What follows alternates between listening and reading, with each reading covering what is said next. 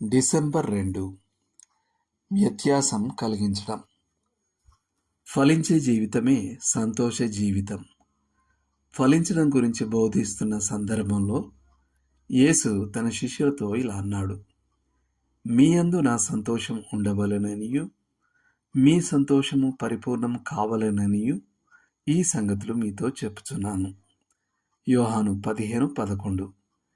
మన ప్రభువు ఎలాంటి ఆత్మఫలం కోసం చూస్తున్నాడు?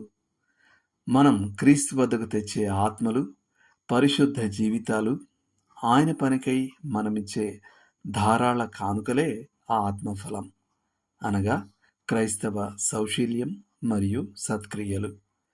చివరకు మన పెదాల నుండి వచ్చే స్తుతిగీతాలు కూడా ఆయన మహిమ కొరకైన ఫలం. ఫలించే జీవితం ఎందుకని సంతోష జీవితం?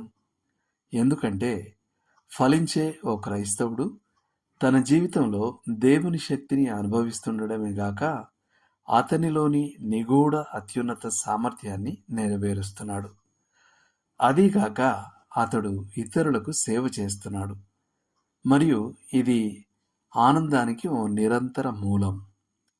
అతడు ఎంతగా ప్రభువుకు నమ్మకంగా ఉంటే అంతగా అతడు ఆశీర్వాదాన్ని మరియు శ్రమల్ని అనుభవిస్తాడు. కానీ ఇది అతన్ని ప్రభువుకు మరింత ఉపయోగకరంగా ఉండేలా తయారు చేస్తుంది. నేటి వచనం: అయినను ఇప్పుడు పాపము నుండి విమోచింపబడి దేవునికి దాసులైనందున పరిశుద్ధత కలుగుటయే మీకు ఫలము, దాని అంతము నిత్య జీవము. ఇవి చదవండి.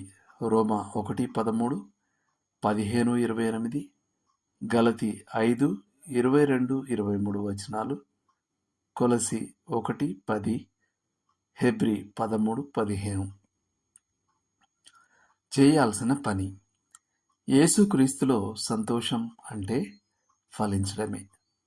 మీరు దేవుని పంట కోతకై ప్రయాసపడుతుండగా మీ జీవితం ఈ ప్రపంచంలో ఓ వ్యత్యాసాన్ని కలిగించడమే.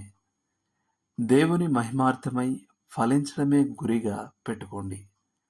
నేటి అధ్యయనం నుండి నూతన ఆధ్యాత్మిక లక్ష్యాల జాబితా తయారు చేయండి. తర్వాత ఒక్కో లక్ష్యం గురించి ప్రార్థించి కనీసం ఒక్క నిర్దిష్ట చర్య విషయమై పరిశుద్ధాత్మ నడిపింపును అనుసరించండి. ఉదాహరణకు, మీ సంఘంలో లేదా మీ ఇరుగు పొరుగున ఓ కొత్త కుటుంబాన్ని దర్శించండి. మీ సహోద్యోగికి ప్రభువులో మీ ఆనందం గురించి సాక్ష్యం ఇవ్వండి. ఇతరులకు ఎలా సేవ చేయాలని తెలుసుకోవడానికి వివేకం కొరకు ప్రార్థించండి. దేవుడు మిమ్మల్ని దీవించును గాక. ఆమేన్.